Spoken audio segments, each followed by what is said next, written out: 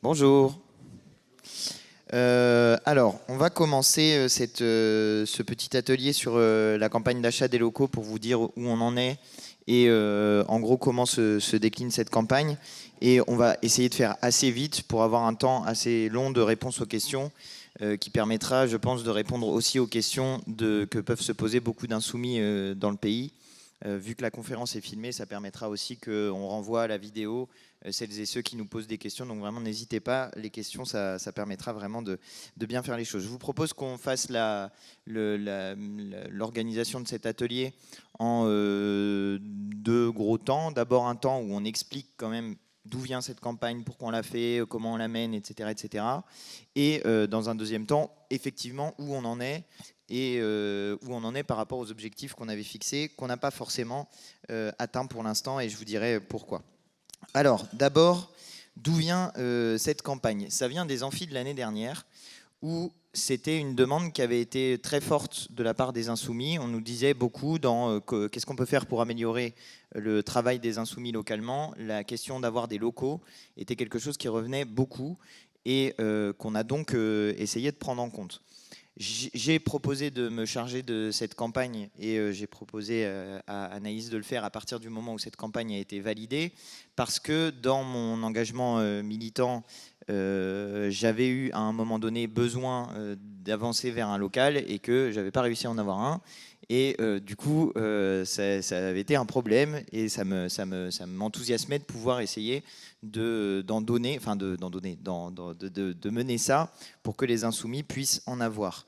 Je suis vraiment content que cette campagne ait été acceptée parce que je pense qu'elle est utile.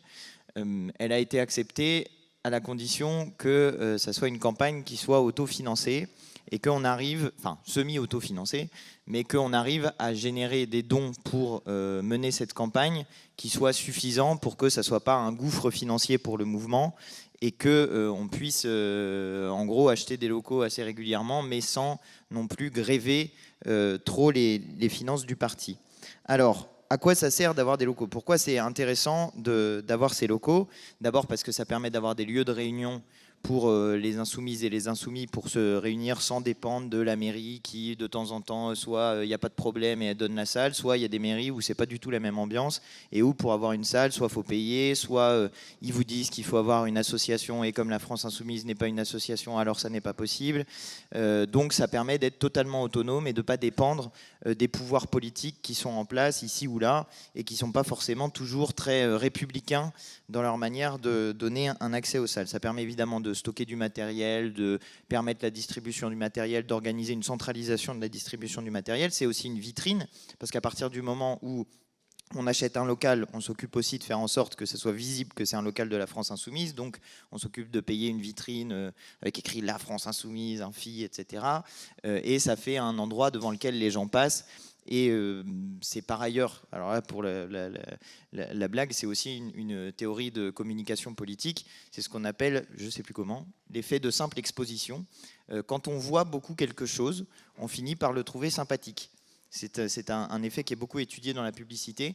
Mais en gros, comme on est des gros méchants, eh bien, quand on est exposé assez fréquemment aux grands méchants, en les voyant dans la rue par une devanture de la France Insoumise, on finit par se dire, bon, ils sont peut-être sympas, les Insoumis, en fait. C'est un effet qui est beaucoup étudié dans la publicité et qui, de fait, avec les locaux, permet de le faire. C'est aussi une porte d'entrée, un lieu d'accueil, parce que c'est quelque chose qu'on nous disait beaucoup, mais il y a plein de gens qui nous disaient, oui, il y a des gens qui n'ont pas les mails, qui n'ont pas Internet, qui ne savent pas forcément se servir d'actions populaires, etc. Bah là, ça permet d'avoir un lieu dans lequel c'est physiquement un lieu dans lequel vous pouvez aller. Et puis, il y a des gens qui, même s'ils ont Internet, Action Populaire, enfin, qui sont capables d'utiliser Action Populaire, etc., ils n'iront jamais faire la démarche d'aller sur Internet. Par contre, si c'est juste une porte à pousser et que derrière, on trouve un être humain, bah, ils seront peut-être plus volontaires pour rejoindre la France Insoumise. Ça permet aussi de faire des actions qui sont des actions qu'on ne peut pas faire sans local, enfin qu'on peut faire d'une manière beaucoup plus difficile. Je pense notamment aux actions de collecte alimentaire, de fournitures scolaires, etc., mais surtout à la partie de distribution. Et souvent, quand on fait des collectes, on passe par des associations, on collecte, on récupère des pâtes, du riz, etc. Puis à la fin, on les donne au secours populaire en général ou à des associations qui s'occupent de faire de la distribution alimentaire. Là, c'est une possibilité qui nous est offerte de faire nous-mêmes la partie distribution. Ça permet aussi de faire un lien avec les associations parce que à partir du moment où on a un local, il y en a plein d'autres en fait qui ont des besoins d'avoir des locaux, de pouvoir se réunir, etc. Et comme on a défini qu'on voulait que la France Insoumise soit un mouvement utile tout de suite et tout le temps, on peut aussi être un mouvement qui permet à des associations, évidemment des associations avec lesquelles on a des points d'accord, on ne va pas faire venir une association fasciste à l'intérieur du local, mais si c'est des associations écolos ou qui s'occupent justement de travailler sur de la distribution alimentaire, etc., ça peut permettre de tisser des liens avec les associations et de leur venir directement en aide. Et puis c'est aussi un outil pour faire des liens avec les partis politiques, les autres partis politiques, les recevoir chez nous. Je sais, pour l'avoir vécu, que quand il y a des discussions aux élections locales et qu'il faut un lieu pour faire les réunions entre partis politiques et qu'on va au siège de tel ou tel parti politique pour aller faire les négociations, même si ces partis politiques ne représentent plus grand-chose sur le plan électoral, le seul fait d'avoir un local leur donne tout de suite une prestance qui, n'est-ce pas, exige qu'il leur faille je ne sais pas combien de places sur la liste dont on est en train de discuter. Et vous, les insoumis qui êtes des ploucs là, sans local, vous avez finalement que deux places sur la liste, alors même qu'on est la force politique dominante à gauche et l'élection présidentielle l'a encore montré, je crois, de belle manière. Donc c'est tout ça ce que ça permet d'avoir un local et c'est aussi la raison pour laquelle on a décidé d'avancer sur ça. Pourquoi on fait des achats et pas des locations? Vous allez voir que je vais revenir sur ce que je dis, mais pourquoi on avait décidé de faire des achats et pas des locations? Il y a plusieurs raisons. La première, c'est que ça ne coûte rien, entre guillemets, un achat. Un achat, c'est de l'argent qui est immobilisé, mais ce n'est pas de l'argent qui a disparu. Ce n'est pas une dépense, c'est un investissement d'une certaine manière. Alors vous allez dire que la France Insoumise s'est transformée en parti capitaliste, mais c'est ce que ça permet de faire. C'est-à-dire si jamais on avait d'un seul coup des gros problèmes financiers, c'est de l'argent qui est immobilisé, qui n'est pas parti dans des tracts, qui n'est pas parti dans des affiches, qui n'a pas disparu, qui ne s'est pas volatilisé et qui reste. Par ailleurs, c'est aussi symboliquement, quand on fait un achat par rapport à une location, ce qu'on est en train de dire, c'est qu'on s'inscrit dans la durée. Et vous savez que souvent, on nous dit que la France Insoumise, c'est un mouvement champignon qui va disparaître. Et puis, s'il n'y a plus Mélenchon, alors ça y est, c'est fini, c'est foutu, ça va disparaître, etc., etc. En faisant une campagne d'achat, on fait la démonstration inverse. On fait la démonstration qu'on s'inscrit dans la durée, qu'on n'a pas vocation à s'envoler à la prochaine élection et qu'au contraire, d'une certaine manière, on s'inscrit dans quelque chose qui va durer au moins un siècle, vu qu'on aura fait ces achats-là. Et puis, ça coûte moins cher aussi, au final. Ça coûte plus cher sur l'investissement, mais aux insoumis localement pour ensuite faire tourner le truc en mettant l'électricité, le gaz, l'assurance habitation, etc., etc. Enfin, pas habitation en l'occurrence, mais l'assurance, ça permet que ça revienne moins cher aux insoumis qui font vivre ce local. Alors, je vous disais qu'on a évolué sur ça. Et on y reviendra un peu après avec Anaïs qui vous donnera plein d'éléments sur le sujet parce qu'elle a pu parler avec Maxime, ce que je n'ai pas eu le temps de faire. Mais on revient un peu sur ça parce qu'on avait fixé des objectifs qui étaient élevés, mais je vous en parlerai tout à l'heure parce que d'abord, on s'était dit qu'on vous expliquait comment on avait décidé de faire la priorisation. Parce que par la force des choses, on est obligé on ne peut pas acheter 100 locaux d'un coup dans tous les départements. Donc on est obligé de choisir une forme de priorisation dans cet achat des locaux. Et c'est ce dont va vous parler Anaïs. Et après, je vous dirai pourquoi on a un peu évolué sur ce qu'on avait comme objectif. Merci, bonjour à toutes et à tous. Alors du coup, moi, je vais revenir sur ce que Antoine a commencé à expliquer, mais revenir plus précisément sur les objectifs de la campagne et donc comment on a réussi à prioriser les départements. Alors, l'essence même de cette campagne, elle est née l'année dernière au moment des amphis, Antoine l'a dit, mais cette campagne, elle a pour objectif de doter tous les départements, a fortiori, tous les départements d'un local. Sauf que là, on ne peut pas le faire tout de suite, tout le temps. Et du coup, je vais y arriver, pardon. Je me suis perdue a pour objectif de doter la France Insoumise d'un local par département, en priorité dans les départements où la France Insoumise n'a pas obtenu de député aux dernières législatives. Et donc, cette campagne, elle est bâtie sur 3 objectifs. Le premier, c'est servir de point d'appui aux insoumis dans les départements. Ça, Antoine l'a évoqué tout à l'heure, dans le but de conquérir le pouvoir sur les prochaines échéances, quelles qu'elles soient. Parce qu'on va dire que quand on a un local dans une ville, qui est par exemple le chef-lieu d'un département, eh ben, ça a un rapport de force différent pour les prochaines élections municipales ou départementales ou régionales. Ensuite, le deuxième objectif, c'est faire reculer l'extrême droite dans les territoires, dans les départements, et aider la France insoumise à s'implanter dans les territoires ruraux. Donc là, vous avez compris à peu près la priorisation qu'on a établie, c'est-à-dire la première, c'est l'absence de députés LFI dans le département. La deuxième, c'est forte présence du Rassemblement national. La troisième, c'est avoir quand même un certain nombre de groupes d'action actifs sur le territoire. Parce qu'un local, il faut le faire vivre, il faut en faire un lieu de vie, un lieu collectif. Et ça nécessite quand même un peu de monde pour le faire. Donc voilà. Là, Antoine, je crois que tu vas revenir sur les locations. Donc Antoine va vous expliquer qu'est-ce qu'on va faire au niveau des locations et pourquoi l'achat et pas la location.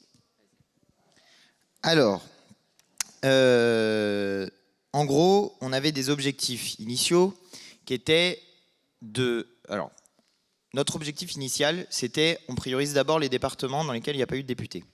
Ça fait une 60aine de départements qui sont concernés par cette campagne d'achat des locaux. L'objectif, c'est d'avoir couvert tous les départements concernés en locaux d'ici la prochaine échéance présidentielle, si jamais l'échéance présidentielle est effectivement en 2027, mais on n'est pas à l'abri de petites surprises plus ou moins intéressantes. Mais en tout cas, c'est ça l'objectif qu'on s'était fixé. Ça veut dire, vu qu'au moment où on a commencé, on avait 5 ans, ça voulait dire à peu près une dizaine, une quinzaine de locaux par an. Vous voyez que pour la première année, on n'en est pas là. Pourquoi on n'en est pas là? Parce qu'il y a eu la réforme des retraites et que dans ce combat qu'on a mené tous ensemble, déjà nous, on n'a pas forcément eu le temps qu'on avait prévu d'avoir, mais surtout, on a mis la France Insoumise au service complètement du mouvement contre la réforme des retraites et on a levé 1 million d'euros pour financer les caisses de grève. Et je pense qu'on peut se féliciter du fait qu'on a levé 1 million d'euros pour financer les caisses de grève.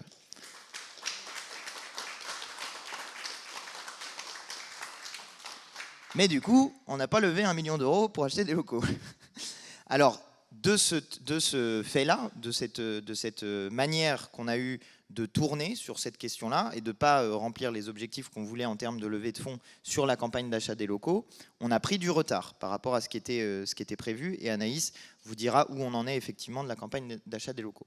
Comme on a pris du retard et que du coup, on ne va pas, a priori, réussir avec les objectifs d'achat qu'on avait fixés au départ, nous nous sommes dit qu'il fallait qu'on ouvre la possibilité de faire des locations et de vous ouvrir à vous la possibilité d'avancer sans nous pour les locations. C'est-à-dire que cette campagne va du coup se dérouler de 2 manières un peu séparées. Nous, on va continuer à faire la campagne d'achat avec les départements prioritaires qu'on a ciblés et on vous dira sur les départements pour l'instant qui sont ceux qui sont prioritaires.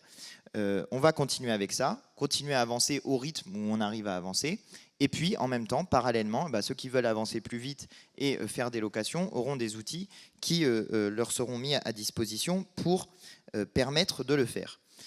L'idée, c'est aussi que ces locaux qui seront du coup pris en location puissent servir comme des locaux, comme s'ils étaient achetés sans différence, etc., même si ça va coûter un petit peu plus cher au départ, et que petit à petit, une fois qu'on a fini de boucher les trous dans les endroits où il n'y a pas de location, et une fois qu'on a fini de boucher les trous, on repasse derrière. Alors ça va se faire peut-être sur une durée plus longue, mais on repasse derrière pour que ces locaux qui sont en location, on trouve des locaux à l'achat cette fois-ci et que département après département, on arrive à remplacer des locaux en location par des locaux à l'achat. Ça va, c'est clair comme... voilà, c'est ça en gros l'idée qu'on a. Et du coup, sur ce point-là et sur la manière dont on procède pour faire cette campagne-là, eh bien, Anaïs a eu des éléments supplémentaires désormais que je n'ai pas encore, donc je vais les découvrir avec vous. Mais voilà, on tâtonne, hein, on essaye de faire au fur et à mesure en fonction des situations. Alors oui, sur les locations, c'est vrai que donc comme on est un mouvement où il n'y a pas de déclinaison locale et juridique associative dans les départements, il est difficile du coup d'ouvrir un compte en banque et de pouvoir gérer les flux financiers, tout ça. Donc, nous sommes en train de travailler sur la mise en place de comptes bancaires consolidés pour des associations départementales. Alors ça, c'est quelque chose qui est c'est autre chose que la caisse départementale qui est liée à la boucle départementale. C'est deux choses différentes. Vous allez avoir dans un premier temps, si vous souhaitez louer un local, une association qui est dédiée à la location de ce local et donc qui aura un statut juridique et financier lié uniquement à ce local. Donc, pour les associations de gestion des locaux, c'est un projet qui est à l'étude. Pourquoi il est à l'étude? Parce qu'on est encore en train de regarder si c'est possible de pouvoir avoir un compte national et des déclinaisons de comptes bancaires locaux. Voilà. Donc ça, on est en train de voir ça avec la banque en ce moment. Donc ce projet, ça va vous faciliter la vie parce que ça va vous permettre d'avoir une gestion qui est déconnectée de la caisse départementale. Alors, pour petit rappel, il y a déjà des départements et surtout des fois des grosses villes qui ont déjà des locaux. C'est le cas de peut-être Marseille, Lyon c'est sûr, parce que je suis lyonnaise, et qui ont du coup une association qui est en dehors de la France insoumise pour faire vivre ce local. Pour autant, on va quand même pouvoir utiliser la caisse départementale pour faire vivre ce local. Pourquoi? Parce que c'est un local qui est préexistant. Alors, la composition de la caisse départementale, elle est à plusieurs niveaux. Il y a la caisse de solidarité nationale, dans lequel tous les élus nationaux, donc c'est-à-dire députés et eurodéputés, versent une cotisation mensuelle. Cette caisse cette caisse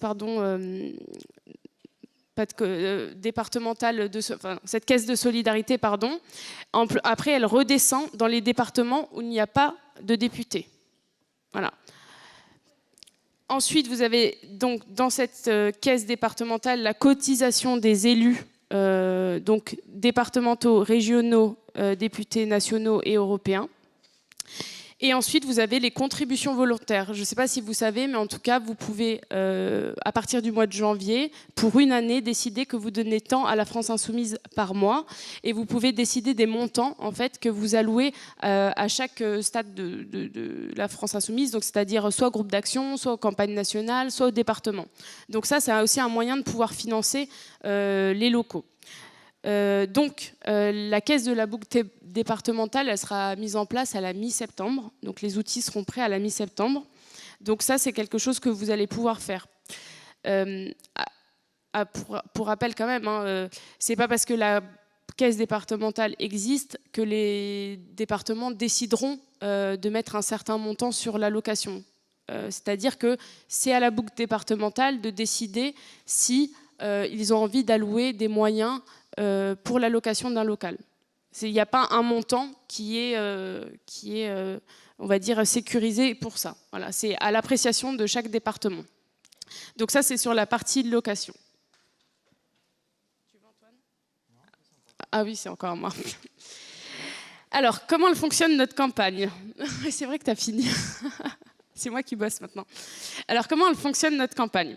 Donc, on a rappelé donc, la priorisation.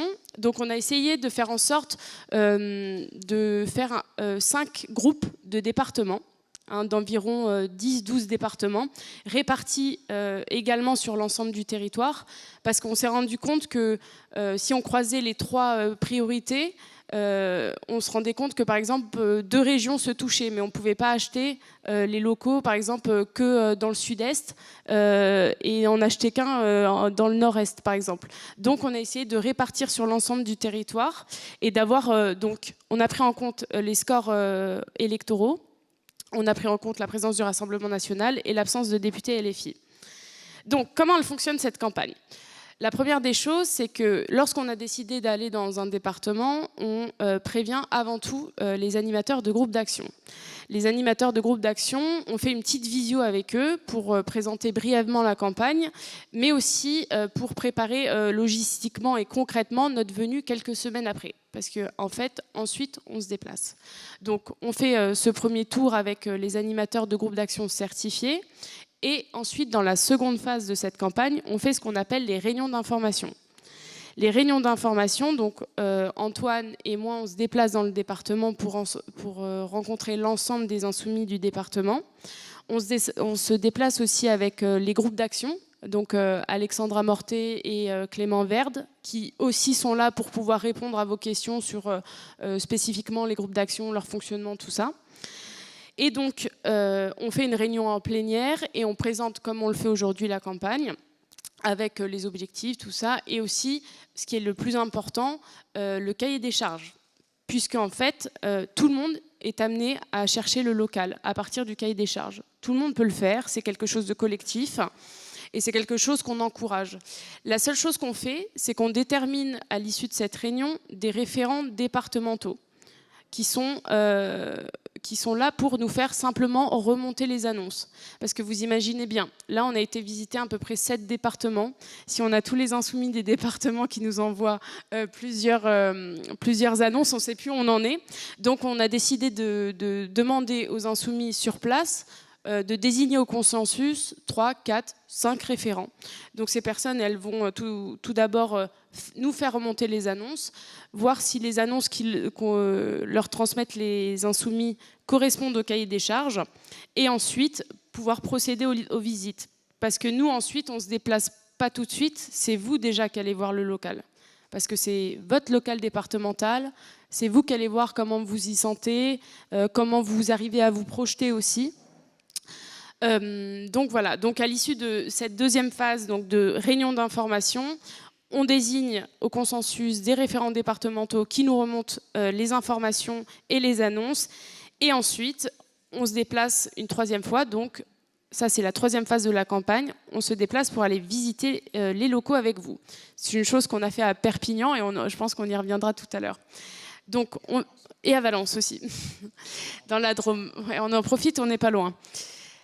Donc du coup, on va visiter les locaux avec les insoumis. Donc c'est marrant parce que c'est des visites collectives, quoi. On est là, on regarde si tout correspond au cahier des charges, si le prix correspond aussi.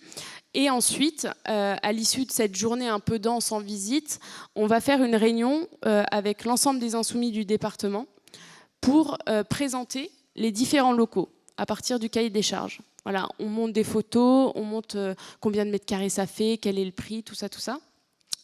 Et ensuite, on arrive à une discussion collective sur quel est le local qu'on préfère. Donc, ça s'est passé à Perpignan. Ça a été assez facile puisqu'on est tombé unanime sur la question. On arrivait tous sur le 4e local, le dernier qu'on avait visité. Et du coup, on arrive comme ça à choisir, pas désigner, à choisir le local qui convient aux insoumis du département. Et là intervient, on va dire, la dernière chose qui est programmer une inauguration. Donc ça, c'est encore à l'étape quelque chose qu'on n'a pas fait parce qu'on n'a pas encore eu l'occasion, mais c'est quelque chose qu'on va développer. Donc voilà, ça c'est les phases de la campagne. Donc maintenant, on va passer à où en sommes-nous. Où en sommes-nous? Alors, je vous l'ai dit tout à l'heure, on a visité 7 départements. 7. On a visité, pas 16 encore, on a visité 7 départements. Alors, par exemple, je vais vous parler des premiers départements qu'on a visités et pourquoi on l'a fait. Comme ça, vous allez peut-être mieux voir comment on arrive à prioriser. Par exemple, le premier, c'est la Vienne. On a été dans la Vienne, à Poitiers, pour rencontrer les Insoumis. Les Insoumis, là-bas, dans la 2e circonscription, ils ont raté le second tour. À 1000 voix près, contre Sacha Houlié, qui est quand même un cadre de La République En Marche. Ensuite, on a été dans la Marne et dans les Pyrénées-Orientales, où la candidate de la deuxième circonscription de la Marne est arrivée à quelques voix près, est arrivée en tête au premier tour et après a perdu contre le Rassemblement national à cause de l'absence des votes de macronistes ou des votes blancs et des votes nuls. Et dans les Pyrénées-Orientales, pourquoi on y est allé parce que 4 circonscriptions sur 4 ont été gagnées par le Rassemblement national. Et encore une fois, les candidats insoumis soit ont frôlé de peu l'accès au second tour, soit ont frôlé de peu la victoire. Donc voilà, ça c'est un peu où on en est aujourd'hui. Ensuite, on a été dans le Doubs, on a été aussi dans la Drôme, où on a été visiter un local hier avec Antoine, donc à Valence. On a été, si je ne me trompe pas, j'essaye d'oublier aucun département, mais si, on a été dans l'Oise aussi, on était à Beauvais. Voilà. Et comme je vous le disais tout à l'heure, on essaye d'avoir une répartition homogène sur l'ensemble du territoire. Voilà un peu ce qu'on a fait ces derniers temps. On a essayé de développer cette campagne et essayer d'écouter, parce qu'on a beaucoup appris quand on était rencontrer les insoumis en réunion d'information sur leurs besoins, sur leurs inquiétudes liées à l'absence de points d'appui. Et on est aussi en train de penser comment maintenant, une fois qu'on a le local, on l'anime. Parce que je vais vous parler 2 secondes du cahier des charges, mais par exemple, on demande à ce que ce soit un lieu ouvert. Avoir des bureaux en enfilade comme ça, c'est pas l'objectif et ça nous ressemble pas. Nous, on n'a pas besoin d'installer des chefs locaux. Nous, ce qu'on veut, c'est un lieu de vie commun. C'est un lieu de vie où, par exemple, on prête à une association d'aide aux devoirs ou à d'autres associations. C'est là où on fait des permanences pour distribuer le matériel. C'est là où on fait des cafés populaires. C'est là où on fait des réunions internes, des réunions publiques. Voilà. Nous, c'est pour ça qu'on fait cette campagne et c'est pour ça qu'on a envie de la mener aussi avec vous. Et c'est cool que vous soyez aussi nombreux dans cette salle. Et voilà, c'est à peu près tout ce que j'avais à dire. Je pense que maintenant, on va passer aux questions. Ou Antoine a un truc à dire, vas-y. C'est quelque chose qui m'est venu pendant l'échange, mais vous voyez bien aussi que y a l'aspect purement pratico-pratique de à la fin il y a un local et c'est hyper utile pour toutes les raisons qu'on a dites, mais c'est aussi une campagne au sens littéral du terme de communication de la France insoumise. Quand on a acheté, quand on a fait l'achat dans les Pyrénées-Orientales, là on a signé, ça y est, on a signé, il y a encore 2 mois pour que Louis Alliot essaye de préempter le truc si jamais il a envie, mais en tout cas si jamais à la fin la mairie Front National, Rassemblement National ne préempte pas le local, on aura le local dans les Pyrénées-Orientales. Et vous voyez qu'en ciblant les Pyrénées-Orientales et la ville de Perpignan, ville qui est détenue par un maire RN, dans un département où 4 circonscriptions sur 4 sont détenues par le Rassemblement national, on envoie un signal. On envoie un signal de ce qu'on veut faire avec cette campagne d'achat des locaux. Et c'est la raison pour laquelle, malheureusement, même si ça peut avoir un côté très descendant, pour la partie achat, ça suit un plan de bataille qui va répondre à des questions nationales, et là en l'occurrence la bataille contre le Rassemblement national. Pour vous dire, c'est un retour, je ne vous l'ai même pas dit d'ailleurs, mais c'est un retour que j'ai eu de quelqu'un qui était en vacances dans les Pyrénées-Orientales cette année. Ça a donné lieu à des articles dans la presse locale, le fait qu'on achète le local. Et du coup, il y a plein de gens qui sont au courant, à tel point qu'on en a parlé à une personne qui était en vacances dans les PO, qui n'avait rien à voir, des gens qui n'avaient rien à voir avec la France insoumise, aucun rapport, etc. Mais on lui a parlé du local, et donc l'information m'est revenue par ce biais-là. Le fait qu'on parle du fait que la France insoumise va installer un local dans la ville à Perpignan, puis le moment où on fait l'inauguration, etc., avec un événement, tout ça fait parler du fait que la France insoumise s'implante dans le département et elle l'est déjà, mais devient une force politique matérielle qui se renforce, etc. C'est la raison pour laquelle, à la fois, on va conserver cette partie un peu... c'est vrai, un peu, c'est au national qu'on décide les départements prioritaires, même si c'est les insoumis qui décident du lieu où ça va, et c'est les insoumis qui font les recherches, etc. Et en même temps qu'on ouvre la possibilité donc que ça soit plus libre, plus spontané dans la manière d'avancer avec les locations. Mais en même temps, les locations, il faudra qu'on sache où il y en a et qu'on ait bien les remontées de ceux qui veulent avancer sur des locations pour que tout ça puisse bien s'articuler, et y compris que nous, on puisse venir quand il y a l'inauguration du local de location, etc., pour, même chose, quoi, aller faire de la mousse dessus, parce que chaque fois que tu ramènes un député quelque part, ça fait un peu de presse locale, et ça vous permet à vous, insoumis localement, d'avoir de la presse et de faire parler de vos actions locales. Tu voulais rajouter un truc ? Je voulais aussi parler de... Donc Antoine l'a dit, c'est une campagne qui est nationale, mais c'est une campagne qui a avant tout fait pour vous, les Insoumis, et pour les groupes d'action. Pourquoi ? Parce que à la France Insoumise, on est attaché à l'autonomie des groupes d'action. On est attaché à l'autonomie des groupes d'action, et c'est la raison pour laquelle on met en place ces locaux, mais dans ces locaux, on fournit un packaging, on va dire. On fournit une imprimante, un barnum, une sono portative, on met en place une vitrophanie, et oui, vitrophanie, c'est la petite, c'est l'autocollant collé sur la vitre, là où ça dit c'est la France Insoumise, enfin, voilà. Ou alors, vous savez, comment ça s'appelle le truc là, tu sais, au-dessus des commerces, un bandeau, quoi. Voilà, des trucs une devanture, voilà, une devanture.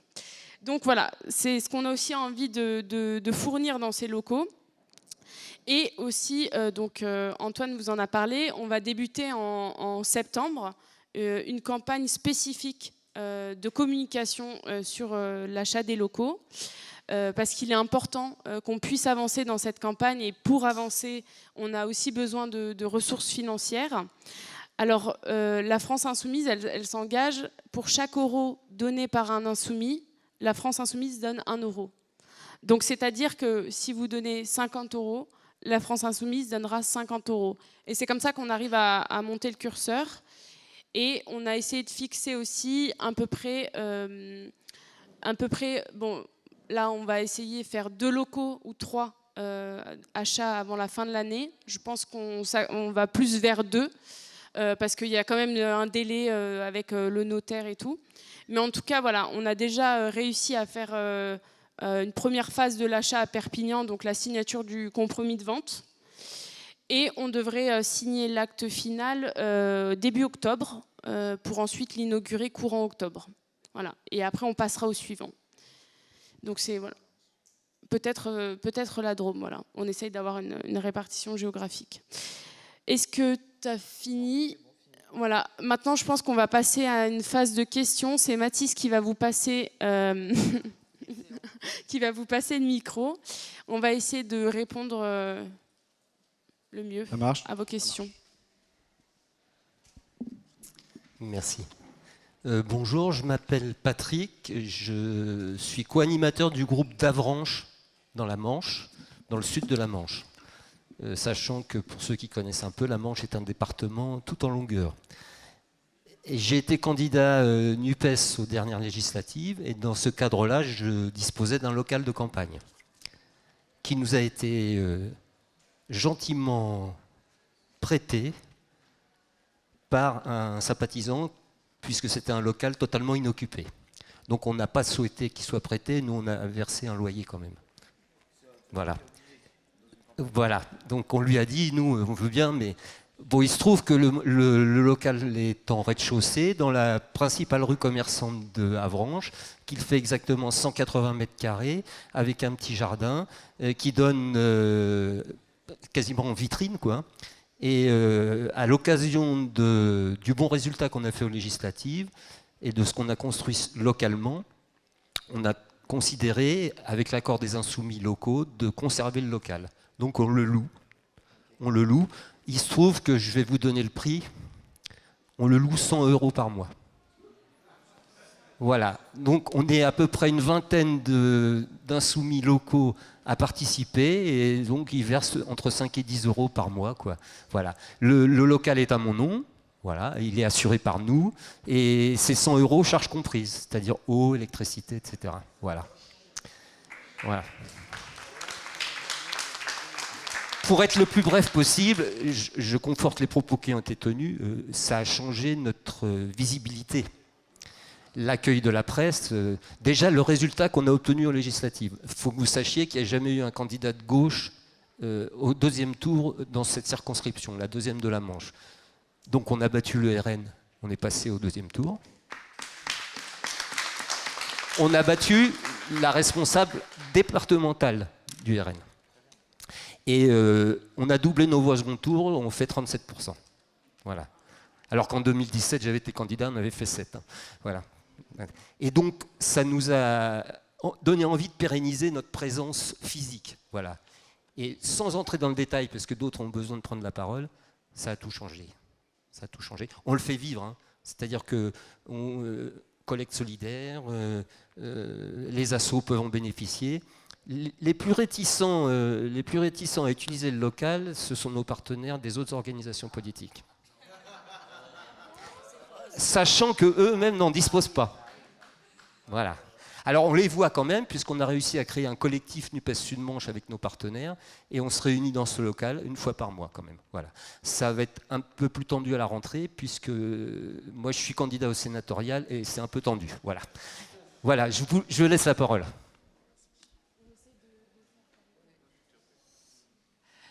Bonjour, Catel Audi, co-référente matériel et QG pour le département de la Loire-Atlantique. Donc nous, on savait qu'on aurait très tardivement des finances puisqu'on a 3 députés LFI et 5 députés NUPES. Donc on a acheté une petite caravane. On a acheté une petite caravane qui nous a coûté 1 800 €. Ce sont des insoumis qui ont fait l'avance de l'argent. Nous avons mis à contribution les GEAS qui représentaient par GEA une contribution minimum de 30 €. Nous avons actuellement récupéré 1 400 €.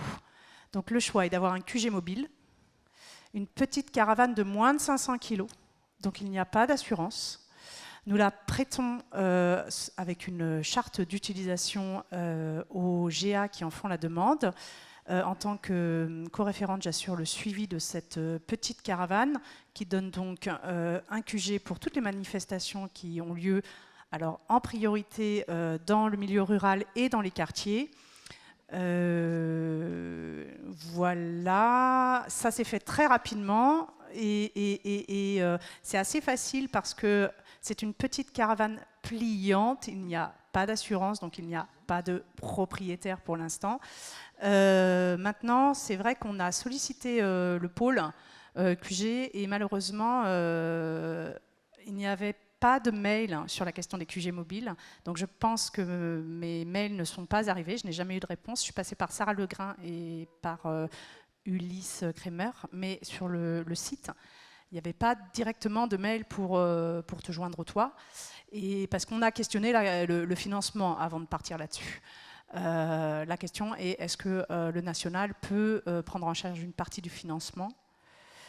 Ce qui reste, quoi, 400 €. J'entends qu'il peut y avoir imprimante sonoportative Barnum, nous, ça nous intéresse.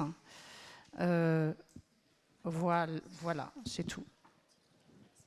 Si vous avez des questions sur la mise en place de cette petite caravane.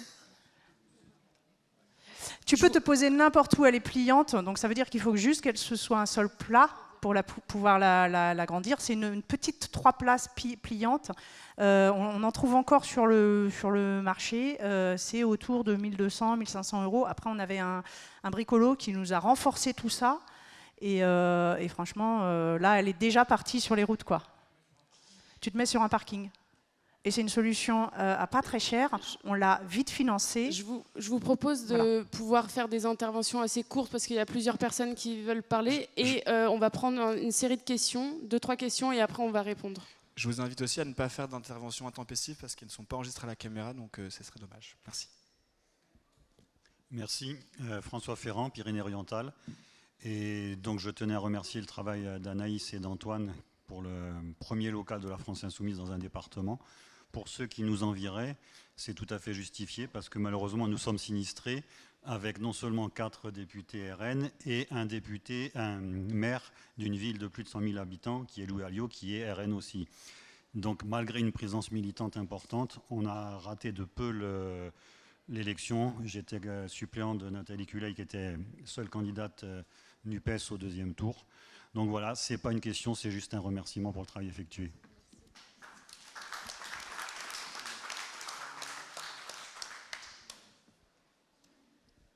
Bonjour, Catherine du GA de Rochefort sur la 2e circonscription de Charente-Maritime. Moi, je m'intéresse quand même, enfin, je me pose des questions sur le financement. vous dites, c'est moite-moite sur l'achat. Or, souvent, les locaux sont demandés sur les centres-villes, qui sont énormément plus chers que les périphéries, puisqu'il y a plus de visibilité notamment. Hein. Et puis, c'est plus facile, etc., etc. Or, vu le prix des locaux et du mètre carré, je ne sais pas si les militants vont réussir à payer leur quote-part. Vous voyez ? Parce que, est-ce que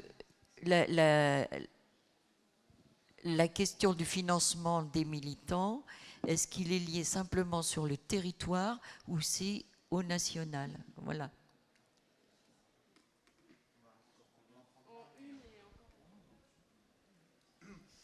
Bonjour, donc Corentin, co-référent départemental du matériel et du QG dans le département des Ardennes. J'avais plusieurs questions. Donc du coup, quel est l'agenda pour les 5 groupes de départements qu'évoquait Anaïs? Et donc sinon... Oh, pardon, est-ce qu'on m'entend mieux comme ça? Oui. Parfait. Alors du coup, quel serait l'agenda pour les 5 groupes de départements qu'avait évoqué Anaïs? De plus, nous, comme on est un département assez isolé, on partirait plutôt sur une location. Donc du coup, quel serait l'accompagnement? Est-ce qu'il y aurait, quel serait le financement également? Est-ce qu'il y aurait un cahier des charges fourni par le mouvement? Voilà, merci beaucoup.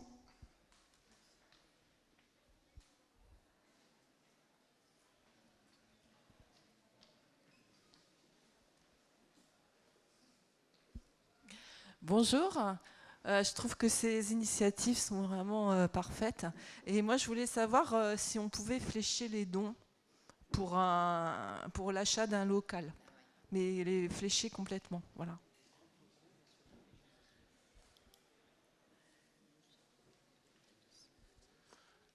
Oui, moi c'était juste pour savoir, je pense que j'ai un petit trou de mémoire parce qu'on me l'a déjà dit, il me semble, mais du coup j'ai compris qu'au niveau local, il va y avoir une association pour le côté juridique et financier, notamment lié avec la Banque nationale, mais du coup du point de vue purement organisationnel, pour le local, comment ça va se passer? Est-ce qu'il y aura un GA dédié à l'organisation du local, etc. Enfin, comment ça va se passer?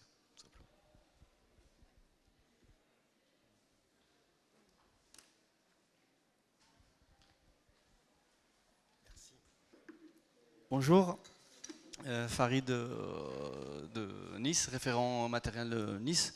Alors, ma question, c'est combien de temps prend tout ce processus d'achat de local, hein, de la première phase jusqu'à la phase d'inauguration? La même question, j'ai envie de dire, pour la location. Et puis, je prêchais pour ma paroisse à Nice, puisque dans les Alpes-Maritimes, on valide au moins les 3 premières conditions qui permettent de donner assez de points, de prioriser le choix des départements où on souhaite mettre en place, on souhaite acheter des locaux. Donc à Nice, dans les Alpes-Maritimes, quand est-ce que c'est prévu le déclenchement de ce processus? Merci.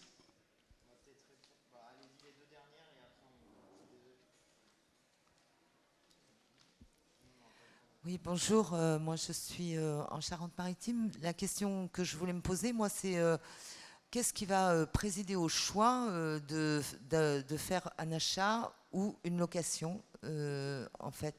Et est-ce que on aurait la possibilité éventuellement d'anticiper un achat en faisant une location provisoire, de manière à pouvoir raccourcir les délais pour posséder un local? Donc,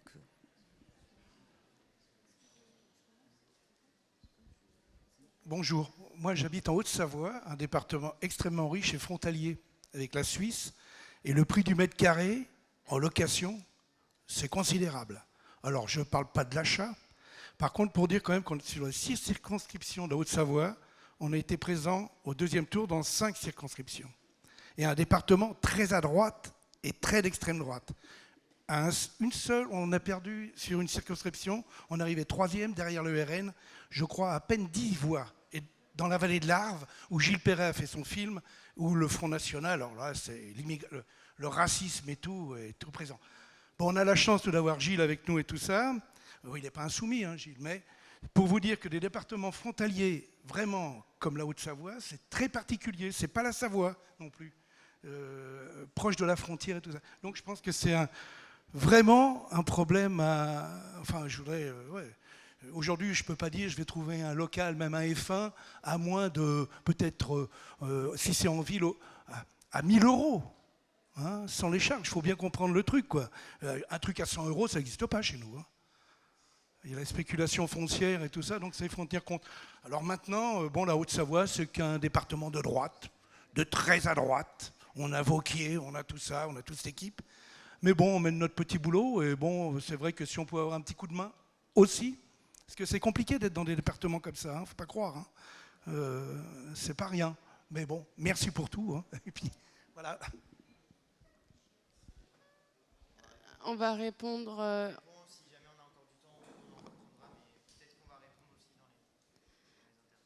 Alors, il y a plusieurs questions qui ont été posées. La première par la camarade de Rochefort. Je me suis mal exprimée peut-être tout à l'heure.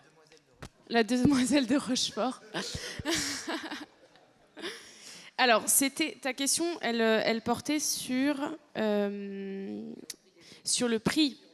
Alors, la première des questions, c'était c'est le national qui va faire une campagne de dons, mais c'est le national qui achète le local. C'est-à-dire qu'au même titre que vous faites un don à la France Insoumise pour tirer des tracts, par exemple, vous faites un don pour cette campagne. Donc, ce qui pose la question, je crois que je ne sais plus où est-ce que c'était par là-bas, mais en tout cas, la personne qui est propriétaire, c'est la France Insoumise. C'est elle d'ailleurs qui va payer taxes foncières, toutes les taxes qui sont liées à la propriété, entre guillemets. Et vous, en fait, en tant que groupe de gestion du local, vous allez payer les fluides, sachant qu'on se charge de l'assurance, de tout ce qui est sécurisation du lieu aussi. C'est-à-dire, si par exemple il n'y a pas un rideau métallique, on en met un. Enfin, on en met un. Donc ça, c'est la première des choses. Tout à l'heure, il y avait aussi la question du prix et du centre-ville. Par exemple, la Drôme est quand même un département assez cher. Donc, on a été assez surpris que les camarades aient réussi quand même à trouver dans la période quelque chose, enfin un local qui correspond à la fourchette de prix qu'on a fixée. Alors, je vous dis ici la fourchette de prix. En gros, on aimerait avoir des locaux entre... Je vais vous dire le cahier des charges, comme ça, vous allez l'avoir en tête. Entre 50 et 100 mètres carrés. Entre 70 000 et 90 000 euros. Ça rigole, mais je vous jure que c'est vrai. À Perpignan, ils ont trouvé un super truc. Ils ont trouvé... Oui, ben justement, ils ont trouvé un local qui fait 160 mètres carrés pour moins de la fourchette que je viens d'annoncer. Donc en gros, vos camarades de Perpignan, ils vous donnent un supplément sur le quota qu'ils avaient de base. Vous avez saisi ce que j'ai dit ? En gros, si tous les camarades arrivent à trouver des locaux un peu moins chers que la fourchette ou dans la fourchette, ça nous permet d'aller plus vite dans la campagne et ça nous permet peut-être de dépasser le plafond pour d'autres départements où c'est trop cher. D'ailleurs, c'est la raison pour laquelle on commence par les départements où le mètre carré est moins cher. Voilà. Ce qui nous permet en gros de pouvoir acheter pas mal de locaux et ensuite de pouvoir peut-être avoir le surplus, le mettre dans des départements où c'est très cher. Donc voilà. Sur les dons, vous inquiétez de la caisse départementale. Mais pour revenir sur la caisse départementale, vous avez donc la cotisation des élus du département, donc députés, élus régionaux et élus départementaux. Vous avez la caisse de solidarité nationale. Dans cette caisse de solidarité nationale, tous les élus de la France Insoumise, tous les députés contribuent et les eurodéputés. Et tout ça est redistribué dans les départements où il n'y a pas de députés. Les départements où il y a des députés, ils n'ont pas accès à la caisse de solidarité. C'est quand même une certaine somme par mois qui va tomber et qui va permettre de mener vos actions, de payer les fluides aussi. Donc pas d'inquiétude sur ça. Et puis aussi les contributions volontaires et le fait que vous puissiez répartir votre montant comme vous le souhaitez. Par exemple, vous préférez plutôt aider le local, et ben vous allez mettre, je sais pas, 20%, 30% de votre contribution volontaire sur la boucle départementale. Voilà. Donc, on a parlé du cahier des charges, on a parlé du prix. équipe d'animation. Je ne sais plus qui a posé la question, mais comment on met en place l'animation du local. Donc, comme c'est quelque chose qu'on n'a pas encore concrètement mis en place, c'est quelque chose qu'on a essayé de théoriser au fur et à mesure des discussions et des réunions d'information qu'on a eues dans les différents départements. On s'est rendu compte qu'en réalité, il fallait 3 pôles dans cette équipe d'animation. Le pôle financier, celui qui va régler les factures, qui va être en lien par exemple avec le pôle national s'il y a un problème de dégâts des eaux pour avoir l'assurance, s'il y a un problème de sécurité, s'il faut avoir le prestataire de sécurité, et voilà. Ensuite, il y a le pôle logistique, donc c'est le pôle qui va aménager concrètement le local. Donc nous, en fait, on achète les murs, mais après, c'est à vous de trouver le mobilier. C'est-à-dire, on peut trouver des chaises de copains, une chaise, une table quelque part. Enfin, voilà. Vous faites comme vous le sentez dans votre local. Si vous avez envie de mettre un canapé de récup, vous mettez un canapé de récup. Voilà. Donc ça, c'est le pôle logistique qui va être sur ça. Donc, essayer de faire en sorte que le mobilier du local soit mis en place. Et puis le dernier pôle, c'est le pôle, on va dire, qui permet de faire vivre le local, qui met en place les permanences pour récupérer le matériel. Par exemple, une palette qui est livrée, il y a des permanences qui sont mises en place. C'est l'équipe qui va permettre aussi d'organiser la vie concrète, c'est-à-dire il y a un espace où on peut faire une réunion, je prends le planning, ou alors je me mets en lien avec les associations pour pouvoir prêter. Voilà, ça crée du lien et après ça fait ce qu'on souhaite faire, c'est-à-dire la fédération populaire. C'est aussi à ça que servent nos locaux. Je crois que j'ai répondu à tout ce qui me concernait. À toi, Antoine. Alors, il y a eu en gros plusieurs questions qui posent des questions de financement. Je pense qu'on n'a pas été assez clair sur...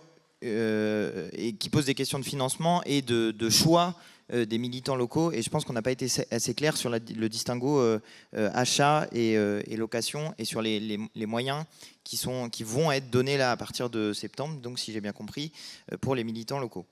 Quand tu parles du local mobile, ça n'entre pas dans la campagne spécifique des locaux. Donc c'est vous qui avez pris une décision localement et ce qui va permettre de financer, par exemple, alors je pense que c'est pas possible de financer la partie qui manque, mais par contre, parce que c'est un achat qui est déjà fait et sur lequel le parti n'a pas forcément le droit d'aller, enfin vous n'allez pas forcément avoir la possibilité, vous, de rembourser la somme qui aurait été engagée par des gens qui l'auraient avancée, etc. Parce que sinon, ça veut dire qu'à partir du moment où des militants localement seraient capables d'utiliser l'argent qui va être versé, du coup, qui est versé en partie par les cotisations qu'on donne les élus, plus l'argent national qui va redescendre, ça voudrait dire qu'à ce moment-là, n'importe qui pourrait dire moi j'ai payé ça et tu te verses 400 €. Par contre, pour les trucs que tu voulais rajouter, la sonoportative, etc., tous ces trucs-là, là, vous allez avoir, si je comprends bien, si j'ai bien compris, mais c'est un outil qu'on essaye de mettre en place depuis longtemps, mais pour les nouvelles règles juridiques qu'ils ont mises en place, plus pour les outils informatiques, franchement, les camarades qui ont fait ça, ils ont galéré, et ça fait longtemps qu'on promet, mais cette fois-ci, ça arrive. Vous allez avoir du coup une somme, alors je ne sais pas de combien, mais vous allez avoir une somme mensuelle sur votre groupe d'action, enfin sur votre caisse départementale, qui va vous permettre à vous de décider ce que vous avez envie de faire de l'argent. Ça répond aussi à la question sur comment on décide que c'est une location ou pas une location, c'est vous qui décidez. Si vous trouvez que c'est plus utile d'acheter une sono, un barnum, etc., plutôt que de faire une location, vous décidez ça et vous avez le sono et le barnum. Si vous décidez que c'est plus utile de faire la location, vous avez la location et puis après, il faut que vous fassiez votre budget à vous pour que ça permette de, si jamais votre somme mensuelle qui tombe sur le compte n'est pas suffisante, que vous arriviez ensemble à vous mettre ensemble pour compléter ce qu'il faut. Donc, ça répond aussi à la question du camarade qui était au fond en partie sur est-ce qu'il faut une convention nationale pour décider de comment on fait. Non, parce que nous, on préfère partir de la démocratie locale. C'est vous qui décidez ce que vous faites avec l'argent que vous avez. Et par ailleurs, il y a une campagne nationale qui vient soit boucher les trous, soit prioriser un certain nombre de départements. On a expliqué la logique avec laquelle on priorise, et je module un petit truc à Anaïs. En fait, dans la répartition, alors ça n'a pas été simple de faire une répartition, parce qu'il y a les objectifs politiques qu'on a fixés, il y a aussi les objectifs financiers, pour que, en gros, ce qu'on a fait, c'est que des fois, il y a certains départements qui sont super intéressants, mais alors c'est hyper cher. On les a collés dans un bloc où ça va être un peu moins cher pour les autres départements. Et on a fait un jeu un peu mathématique, un peu compliqué, pour que, en gros, on soit autour de 1000, 1500, 1400 euros du mètre carré dans un bloc. Et un bloc, ce qu'on a défini comme bloc, c'est des blocs qui prennent les 13 régions. Et dans un bloc, il y a 13 départements et on fait bloc 1, bloc 2, bloc 3, bloc 4, bloc 5, etc. Avec à la fois une priorisation qui est politique. Est-ce que c'est des objectifs politiques qui sont intéressants? Est-ce qu'on a fait des gros scores? Est-ce que potentiellement, si jamais on fout un local ici, on peut gagner 1 ou 2 circonscriptions supplémentaires la fois d'après? Et dans les Pyrénées-Orientales, par exemple, c'est le cas, parce que quand même, ils ont des fachos partout, mais ils ont quand même eu un candidat au 2e tour et 2 circonscriptions dans lesquelles ils ont frôlé le 2e tour à quelques voix près. Donc bilan, peut-être que si on leur file le coup de pouce, la prochaine fois il y a un député et on a viré un facho de l'Assemblée nationale et je pense qu'on sera content d'avoir réussi. Et puis si on en vire 3 d'un coup, on sera 3 fois plus content de les avoir virés d'un coup. Ensuite, c'est clair là ce que j'ai dit ou ça vous va? Donc vous voyez bien, il y a la différence entre les deux qui jouent. Sur ce que tu dis dans la Manche, vous avez trop de chance. Mais tu vois bien que ce cas-là ne va pas arriver pour beaucoup de gens. Donc, par contre, ce qu'il faut qu'on arrive à faire, c'est qu'on considère, il faut qu'on arrive aussi maintenant à remonter toutes ces initiatives locales qui ont été prises, parce que vous ne nous avez pas attendu pour faire des trucs. Hein. La plupart du temps, nous, on arrive derrière en disant, bon, alors, où c'est qu'il y a des fissures à colmater? Qu'est-ce qu'on va faire? Mais la plupart du temps, l'inventivité des Insoumis, tu vois, le truc que tu racontes, moi, je trouve ça génial. Je me dis, mais c'est dingo, quoi. Il y a des gens qui font des trucs un peu partout, on n'est pas forcément au courant. Mais ce qu'il faut, c'est qu'on arrive à intégrer ça dans le truc national et qu'en gros, on puisse dire, voilà, dans la Manche, il y a déjà un local. Alors après, c'est peut-être un aspect qu'on n'a pas bien défini, mais vous nous disiez tout à l'heure, dans les centres-villes, c'est plus cher et peut-être qu'il faut plutôt acheter à la campagne, ça serait moins cher, mais en même temps, à la campagne, il y a moins de monde pour faire vivre le local, et puis est-ce qu'il croise autant de monde, etc. Figurez-vous que c'est précisément le but des réunions de préparation qu'on fait. Nous, les réunions de préparation qu'on fait, on dit, bon, on va acheter un local dans votre département, mais on ne décide pas, nous, où on va foutre le local. Moi, j'en ai rien à faire de l'endroit où il va être le local. C'est pas moi qui suis expert de la Manche, de la Drôme et de je sais pas quoi. Moi, on est juste là avec Anaïs pour organiser le fait qu'il y ait un achat de local. C'est les Insoumis qui décident localement où ils veulent le mettre. Et ça donne lieu à des débats qui sont passionnants, franchement. Il y en a qui disent il faut plutôt le mettre dans un quartier populaire parce que ça envoie un signal. D'autres qui disent non, il faut plutôt que ça soit en centre-ville parce que en centre-ville, ça croise tout le monde. Ah oui, mais en centre-ville, ça coûte plus cher, donc on aurait plus petit et ça nous intéresse moins. Oui, mais alors moi, je pense qu'il faudrait... Il y a toujours quelqu'un qui dit qu'il faut un local mobile, ce qui n'est pas l'objectif parce que vous comprenez bien aussi que vis-à-vis des autres organisations, si on accueille le PCF ou le PS dans une caravane mobile, ça ne fait pas le même rapport de force non plus que quand on les accueille dans un local en dur.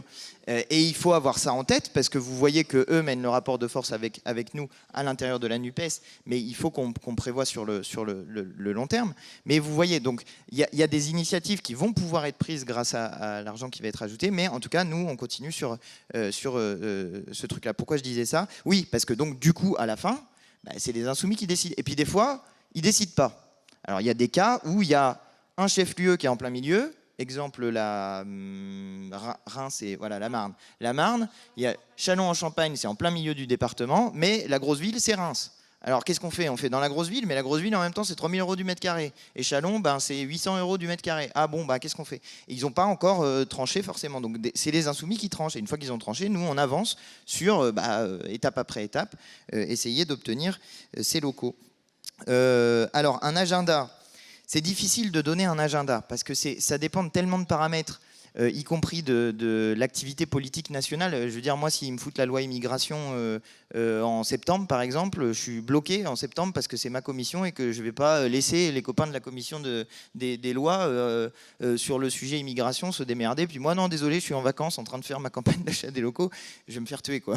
Donc c'est très dépendant à la fois de l'agenda national, très dépendant d'événements financiers qui peuvent arriver, et c'est difficile de prévoir. Je vous avais donné un objectif, vous voyez, on n'a pas réussi à le tenir. Mais en même temps, on a quand même réussi à avancer dans la première partie de l'année. Peut-être que là, dans la fin de l'année, on va réussir à avancer de manière beaucoup plus rapide que ce qu'on avait prévu. Et au final, si on arrive à faire 7 départements en 4 mois, ce qui est au final ce qu'on avait fait, hein. Les 7 départements qu'on a fait, c'était même pas en 4 mois, c'était en...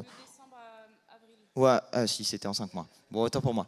Mais ça veut dire, si on arrive à finir si on arrive à faire 7 départements là, dans la fin de l'année, bah, quelque part, on aura quand même réussi à faire au moins la première phase dans tous les départements. Donc voilà. Alors après, combien de temps ça prend? Je ne sais plus qui a posé la question. En gros, un agenda, combien de temps ça prend entre... C'est toi. Entre le moment où on arrive dans le département, on fait la réunion, puis le moment où on achète. Dans les PO, je ne sais pas combien de temps on a mis.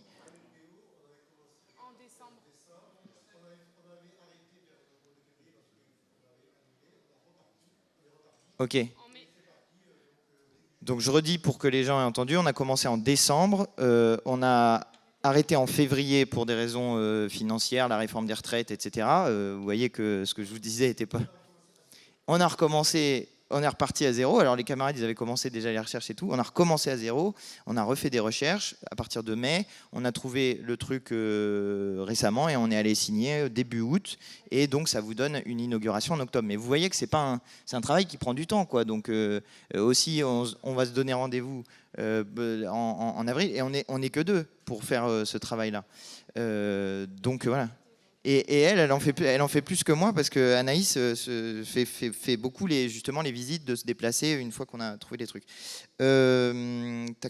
Tac. Il y avait comment?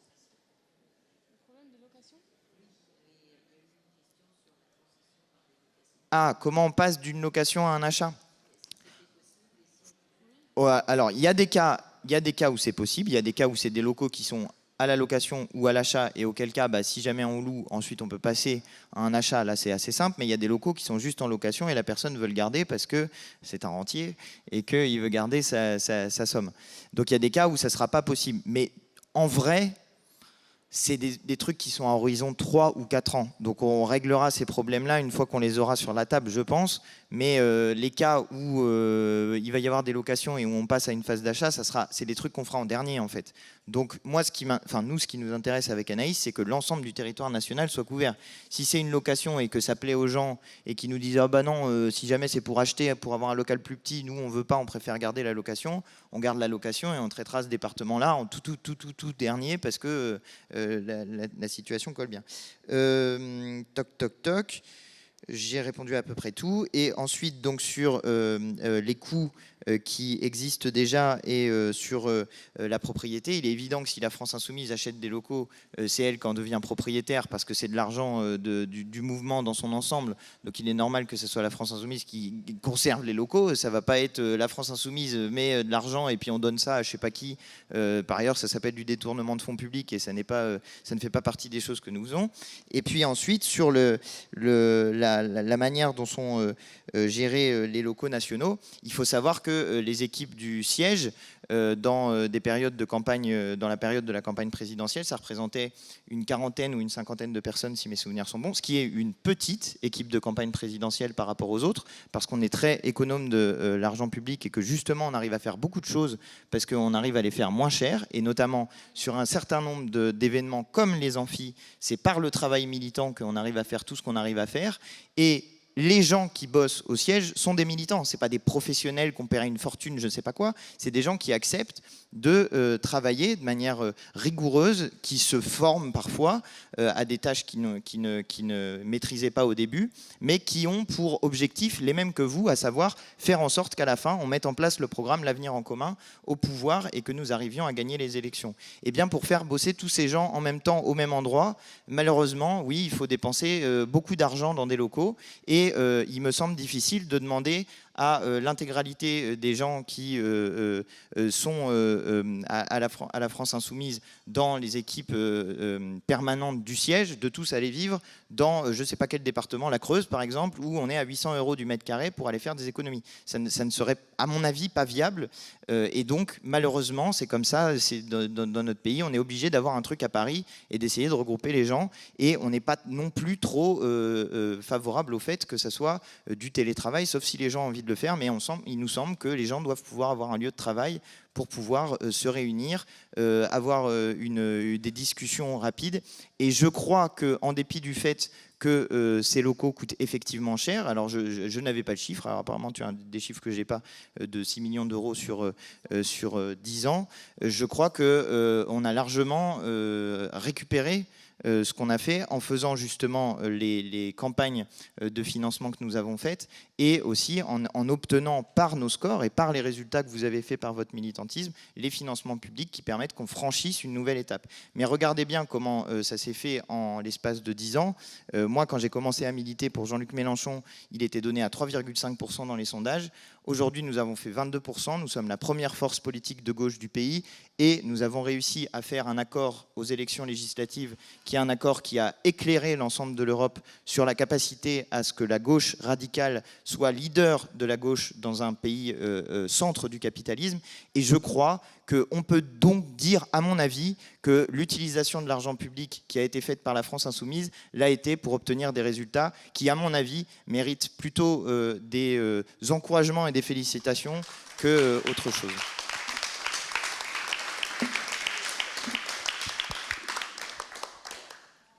Est-ce qu'il reste des questions ? On va prendre une dernière série de questions, parce que j'imagine que vous voulez aller faire la queue pour aller voir Yolanda Diaz.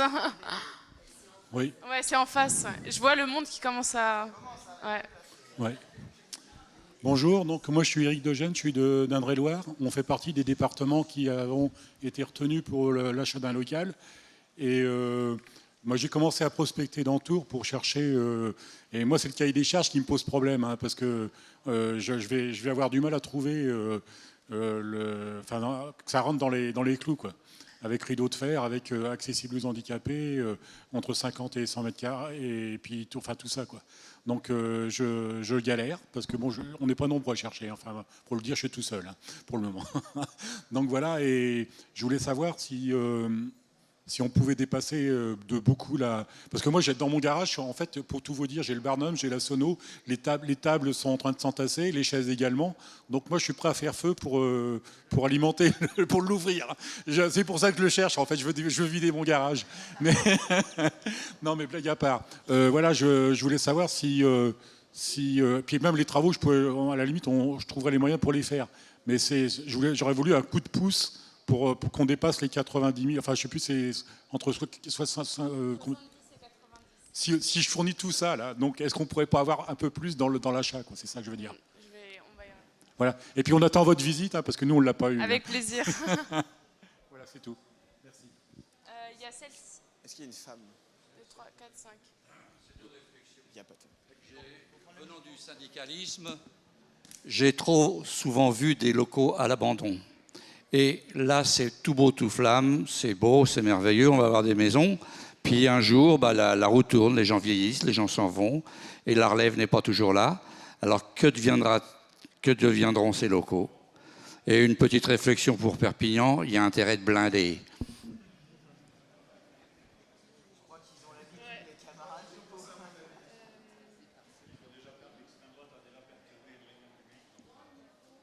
Bonjour, Philippe de la Vienne. Donc nous, il faudra qu'on échange après la réunion. En fait, la question, c'était plus, est-ce que le cahier des charges, vous l'avez un petit peu alimenté au vu des résultats des proscriptions ? Parce que pour l'instant, il est un petit peu flou, et c'est vrai que par rapport aux autres militants qui proposent des annonces, des fois, on a du mal un petit peu à dire oui, non. Et quand je parle de cahier des charges, c'est la question du chauffage, c'est la question de la sécurité incendie, c'est enfin, voilà, des choses un petit peu terre à terre, mais peut-être que dans les différentes recherches que vous avez eues dans les différents départements, vous avez pu être confronté à certaines questions qui permettraient enfin, d'avoir des retours d'expérience pour un peu plus affiner les choses.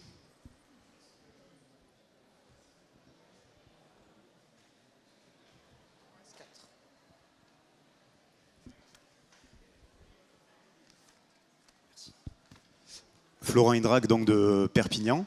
C'est simplement pour apporter un petit témoignage concernant cette recherche de locaux. Donc, je faisais partie de l'équipe de recherche. Donc, on a vu pas mal Antoine et Anaïs, et on vous remercie encore pour le travail effectué. Concernant vraiment ce cahier des charges, on avait tiqué un peu nous aussi. On se disait que c'était quand même assez compliqué, etc. C'est largement faisable. dans une ville comme Perpignan, il y avait plusieurs locaux qui rentraient dans ce cahier des charges. Et c'est nous qui avons dû faire un choix en fonction des locaux qui ont été retenus. Ce cahier des charges, le prix, en fonction du prix, si c'est trop cher pour un quartier, ben peut-être qu'effectivement ça vaut le coup d'aller dans un quartier populaire qui ressemble à notre électorat et à nos militants, et on arrive largement à y rentrer dedans. Concernant les travaux, on a été très bien accompagnés par Anaïs et par Antoine, qui nous ont aussi détendu sur l'ampleur des travaux. Il y avait plein de questions qui se posaient à nous et où on a eu un écho vraiment important, un accompagnement vraiment fort de leur part. Donc on a eu ces questionnements par rapport au cahier des charges, mais détendez-vous, c'est largement faisable. Et la fourchette de prix est largement bonne. On arrivera tous à trouver quelque chose. Bonsoir, François, Moselle-Est. Je voulais juste savoir, est-ce que les locaux, c'est exclusivement France Insoumise? Exclusivement France Insoumise, il n'y aura pas d'accord avec d'autres partis, quoi. C'est ça que je voulais savoir.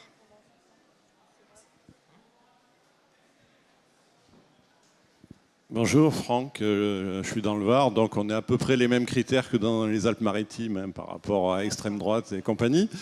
Mais on a aussi les mêmes critères, je pense, sur les prix du mètre carré. Donc j'ai entendu la nuance. Et c'est vrai que la difficulté, mais je comprends que c'est très compliqué votre travail, hein, parce que vous ne pouvez pas tout mettre noir sur blanc pour tous les départements, sinon tout le monde va se battre entre les uns et les autres. Mais en termes de perspective, échéance, c'est vrai que ça serait bien d'avoir peut-être des idées plus claires, parce que tout le monde, du coup, est en attente. Mais je comprends que ce n'est pas facile.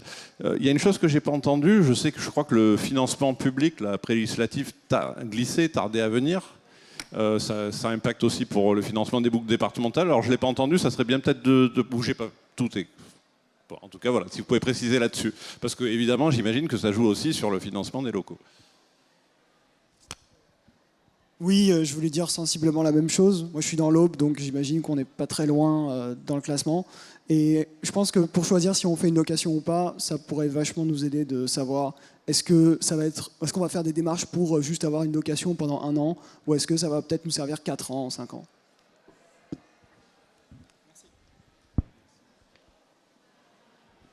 Ouais, on va répondre. Du coup, je vais répondre en premier lieu sur le cahier des charges.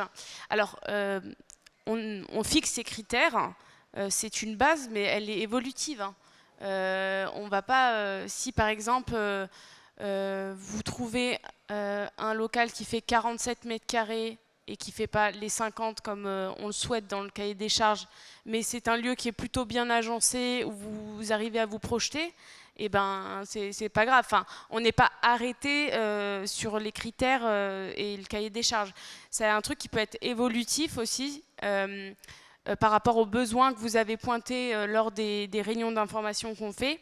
Donc ça, il n'y a pas de souci. Alors, il y a des fois où on tombe aussi sur des locaux qui ne sont pas accessibles au PMR. Ou alors il faut refaire la peinture, ou alors il faut abattre une cloison pour pouvoir s'y projeter, où il y a des travaux à faire. Et c'est même une stratégie sur les prix, par exemple. Les prix des locaux, il y a des locaux, on va avoir tendance à chercher des locaux qui sont déjà tout bien faits, tout bien nickel. Mais sauf qu'on a aussi des savoir-faire chez nous. On a des insoumis qui sont bricoleurs, on a des insoumis s'ils ont envie de pouvoir bricoler. Et donc ça peut nous permettre aussi d'avoir des locaux moins chers, notamment dans les départements qui sont très chers, où le mètre carré est très cher. On peut se dire, ben voilà, on va essayer de prendre un local qui, bon, il y a un peu de travaux, mais nous, on prend en charge aussi l'achat de matériel, les travaux qui sont faits, voilà. C'est au même titre que les autres départements ont rempli la fourchette de prix annoncés. Donc, c'est un cahier des charges qui peut évoluer par rapport à ce qu'on s'est dit en réunion d'information. 2, on peut faire appel à la solidarité départementale pour faire des travaux ensemble. Sur l'équipe d'animation, tu en parlais effectivement, si à la fois on voit que le local il est toujours fermé ou qu'il y a des problèmes d'accueil et d'animation, nous, on est aussi là pour vous aider à pouvoir impulser une dynamique. On va voir comment on le met en place après avoir acheté plusieurs locaux, mais on va essayer de créer un réseau de gens qui s'occupent des locaux de la France Insoumise. Ne serait-ce que quand on fait par exemple, on fait une action de solidarité. À Noël, on va récolter des jouets pour les enfants. Et ben, par exemple, on va se dire que dans tous les locaux de la France Insoumise, dans nos réseaux de locaux, on fait une action collective, ça donne plus d'ampleur, vous pouvez vous donner des conseils, enfin voilà, il y a des choses qui sont envisageables. Moi, j'ai pas de crainte sur ça parce qu'on va essayer aussi, nous, au niveau national, de voir comment on vous suit, on vous aide et on essaye de créer du lien entre nous. Donc ça me fait pas peur. Philippe de la Vienne, tu avais dit affiner le cahier des charges, mais je pense que j'ai répondu, et Florian aussi. Sur le prix, il y a un truc aussi qui est important, c'est que on est dans une période où les achats se font peu, les propriétaires sont un peu frileux, et on a un avantage, c'est que lorsqu'on dit qu'on achète un local, c'est qu'on a les fonds pour le payer maintenant. Et là, quand vous allez voir le propriétaire, et ça s'est passé à Perpignan, vous allez voir le propriétaire, vous lui dites, bon, qu'est-ce qu'on fait? Vous attendez que quelqu'un d'autre se positionne, qui n'ait pas le prêt, entre guillemets, ou alors on discute du prix maintenant, et votre local, c'est bon, c'est parti. Et donc, du coup, c'est comme ça qu'on a réussi à baisser le prix à Perpignan.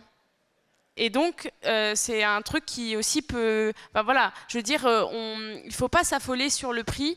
Je pense qu'on peut arriver à faire des choses. On peut trouver des locaux qui sont un peu moins bien et les rénover. On peut négocier avec les propriétaires, mais parce qu'ils savent que on est une structure politique, on a un mouvement politique, on a des fonds, et que lorsqu'on dit qu'on achète, on achète. Voilà. Ouais, justement sur cette question de prix aussi, comment on a procédé. Moi, en fait, j'avais demandé à une petite équipe qui m'a aidé qu'on fasse des recherches très concrètes, pas qu'on se base sur les chiffres de les prix moyens au mètre carré, machin chouette, etc. Mais de demander à une petite équipe de chercher des locaux de 50, 100 et 150 mètres carrés dans l'intégralité des départements de France et de trouver des trucs qui correspondent à peu près à ce cahier des charges. Ce qui nous donne un prix moyen au mètre carré juste en prenant ces trois locaux qui est très différent dans certains cas des chiffres qui sont donnés. Pourquoi? Parce que y a des endroits où il y a plein de locaux qui sont un peu pourris. Par exemple, le local de Perpignan, pour vous donner une idée, c'est un truc qui fait 160 mètres carrés, mais à l'heure actuelle, il y a 80 mètres carrés qui sont utilisables. À peu près, c'est ça, je dis pas de conneries. 80 mètres carrés qui sont utilisables, les 80 mètres carrés restants étant un garage dans lequel il y a plein de travaux à faire pour qu'il soit utilisable. Mais du coup, on a obtenu un local de 160 mètres carrés pour le prix d'un local de 80. On est content. Si on arrive à rénover la partie à côté, on vendra la partie d'à côté ou alors on en fera autre chose. Voilà. Mais en tout cas, on aura fait baisser le prix pour tous les autres de cette campagne d'achat des locaux. Peut-être qu'un des trucs qu'il faut qu'on fasse, c'est qu'on rende public le tableau qu'on a fait sur la priorisation des achats. Par exemple, le camarade des Alpes-Maritimes, il est dans le deuxième bloc, c'est-à-dire un bloc qui serait plutôt courant 2025, si jamais on arrive à obtenir, à avoir les fonds et à avancer aussi vite qu'on peut le faire. Mais en même temps, si jamais on a plus de sous qu'on reçoit sur la campagne de dons et qu'on arrive à avancer, on va faire une campagne spécifique de dons. Comme vous savez, on est assez bon pour faire des levées de fonds avec des bonnes campagnes où il y a plein de gens qui participent, qui ne sont pas forcément des insoumis, mais qui ont envie d'aider en filant un petit peu de sous. On va essayer de faire ça. Si on arrive à avoir 1 million d'euros cette année, moi j'achète 10 locaux, il n'y a pas de souci sur le sujet. Mais j'ai un peu peur aussi, et c'était une des raisons pour lesquelles on s'était dit au début, on ne donnait pas l'ordre de priorisation. J'ai un peu peur que ceux qui sont tout en bas du tableau se disent, bon, comme moi c'est foutu, je ne vais pas aider les autres à avoir un local. Et il y a l'idée que ça soit de la solidarité nationale. C'est on donne pour que la France insoumise se dote de locaux, pas pour que les mecs de, je sais pas quoi, des Pyrénées-Orientales par exemple, aient leurs locaux avant tout le monde. Il ne faut pas qu'on pense cette campagne comme ça, il faut qu'on pense la campagne comme on va renforcer la France insoumise. Et vous inquiétez pas que si les camarades des Pyrénées-Orientales, la fois d'après, ils ont un député, on est plus forts tous collectivement que... voilà. Et je me dis... Quelque part, il y a du bon dans le sens où ça vous permet, vous, de mieux prévoir, etc. Et en même temps, il peut y avoir du mauvais, parce que comme on priorise des départements ruraux, qui sont aussi les départements où il y a le moins de gens qui votent pour nous, et où il y a moins de gens, ceux qui vont avoir le plus envie de donner, c'est ceux qui sont en haut du tableau en se disant je vais accélérer le don, mais en même temps, c'est aussi là où il va y avoir potentiellement le moins de gens qui vont pouvoir donner. Parce que pour que la campagne fonctionne, en gros, il faut quand même que ce soit plutôt les départements où il y a des députés, où on a fait des bons scores, où c'est très urbain et où il y a des gens qui ont un peu plus d'argent parce que habiter en ville, ça coûte un peu plus cher. Il faut que ce soit eux qui donnent de l'argent. Et si on donne l'ordre de priorisation, j'ai peur que malheureusement, ils aient plus envie de participer. Donc vous voyez, c'est un peu insoluble. Moi, je comprends de l'échange qu'on a que ça vous aiderait d'avoir plutôt le tableau avec, comme ça, vous aurez les scores qu'on a fait, les prix au mètre carré et tout ça. Et ça vous permettra aussi de voir un peu ce qu'on essaye de faire au niveau national. Donc, on va, je pense, faire ça parce que si vous dites que c'est bien, c'est bien. Est-ce que des fois, on peut dépasser un peu le prix? Oui. En soi, parce que par la force des choses, et peut-être qu'il faut qu'on fasse évoluer la manière dont on fait les réunions, mais peut-être qu'il faut qu'avant d'aller faire la réunion, on regarde nous-mêmes un peu les chiffres et qu'on dise, vous, ça va plutôt être moins de 80 000 parce que c'est moins cher, et voilà, et que chez certains, ça puisse dépasser un petit peu, et qu'en gros, on fasse une péréquation dans nos blocs pour qu'on reste à peu près les 1400 € du mètre carré. Et est-ce que c'est des locaux que de la France Insoumise? Oui, même si il n'y a pas de problème à ce que si des gens ont envie de participer pour financer le local, ça nous pose pas de problème. Et utiliser le local, ça nous pose pas de problème. Mais par contre, la règle, c'est que ça doit être un truc avec écrit la France Insoumise. Si on commence à mettre la France Insoumise, le POI, le PG, le NPA, plus une assoce écolo, machin, etc., ça va faire panoplie de logos et à la fin, c'est ça a un côté positif. C'est le local de la NUPES au sens ou du Front Populaire, je sais pas. Mais il faut que ça reste un truc France Insoumise parce qu'il y a aussi le message qu'on envoie. Et pour le coup, dans les PO, tout le monde a bien compris le message qu'on envoie. Et je réponds aussi au passage sur c'est qui disait qu'il fallait se blinder. Vous inquiétez pas, on fait attention à cette partie-là parce qu'effectivement, on n'est pas fou. Hein, on sait très bien ce qu'on est en train de faire. Et les autres d'en face, ils savent très bien ce qu'on est en train de faire. On s'installe dans des endroits où on sait très bien qu'ils veulent nous faire la peau, parfois littéralement. Donc le but n'est pas qu'on prenne des trucs qui nous mettent en danger, etc. Mais le but est qu'on ait des locaux qui soient sécurisés. Si jamais, à la fin, quelqu'un dégrade nos locaux, on fera tout ce qu'il faut pour les retrouver, porter plainte, faire en sorte que des enquêtes soient menées. Et aussi, d'une certaine manière, ça montre que la France Insoumise est le parti qui dérange les mecs d'en face. Parce qu'on sait très bien qui c'est qui va venir péter nos locaux si jamais certains essaient de venir péter nos locaux. Et quand ils disent qu'ils sont républicains, machin chouette, etc., et que vous avez vu Sarkozy hier, Sarkozy il dit on ne peut pas dire que le Rassemblement national ne fasse pas partie de l'arc républicain. Sauf que les vrais mecs qui sont sur le terrain, ils ne font pas partie de l'arc républicain, et ceux qui sont à l'Assemblée nationale non plus d'ailleurs. Mais quand je dis qu'ils ne font pas partie de l'arc républicain, c'est-à-dire qu'ils ne sont même pas capables de tolérer parfois le fait que des locaux soient implantés. Et vous avez vu ce qui est arrivé récemment, peut-être au NPA, à la librairie du NPA, où ils ont eu des tags antisémites sur leur local. Donc on va faire très attention à ça, soyez-en sûrs. On va prendre aussi les assurances qui correspondent à ça pour que si jamais d'aventure ça arrivait, ça soit pris en charge, parce que ça fait partie des risques quand on achète des locaux. Mais en tout cas, c'est certainement pas la menace qui nous fera reculer d'une manière ou d'une autre, et que chacun se le tienne pour dit, les insoumis, s'ils s'appellent des insoumis, c'est pas pour rien. Merci. Je pense qu'on va conclure sur ça. Merci à toutes et à tous d'avoir suivi cette conférence, et j'espère qu'on a pu répondre à vos questions. Et en tout cas, on est très fiers avec Antoine de porter cette campagne et de pouvoir vous donner des locaux dans les départements. Merci.